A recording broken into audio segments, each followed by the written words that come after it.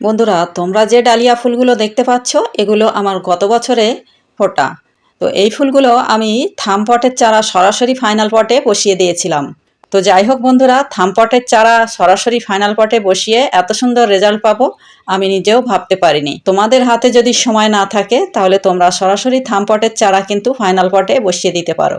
শুধু ডালিয়া বলে নয়, আমি বসিয়েছিলাম ইমপ্রেশন, ভারবেনা, পিটুনিয়া, আরও নানা ধরনের শীতের ফুল থাম পটের চারা সরাসরি ফাইনাল পটে বসিয়ে দিয়েছিলাম। তার লং ভিডিও আমার চ্যানেলে দেওয়া আছে, মন চাইলে তোমরা দেখে নিতে পারো।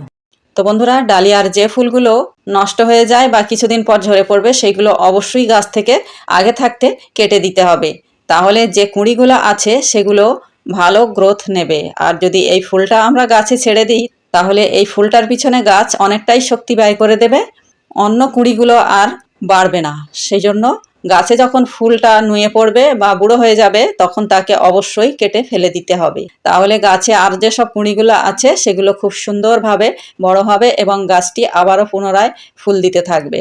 তো এইভাবে যদি আমরা ডালিয়ার পরিচর্যা করতে পারি তাহলে খুব সুন্দর ডালিয়া অনেক দিন ধরে গাছ ফুলও দিতে থাকবে, গাছ সহজে বুড়ো হবে না। আর আমরা যদি ফুলগুলো কেটে ফেলে না দিই তাহলে কিন্তু গাছটা বুড়ো হয়ে যাবে আর ফুল দেওয়ার ক্ষমতাও থাকবে না। তো ডালিয়া ফুল করার ক্ষেত্রে এটুকু খেয়াল রাখলেই হবে। আর ডালিয়া গাছে অন্তত বেশি করে একটু গোবর সার দিতে হবে, তাহলে ডালিয়া গাছ খুব সুন্দর বেড়ে উঠবে।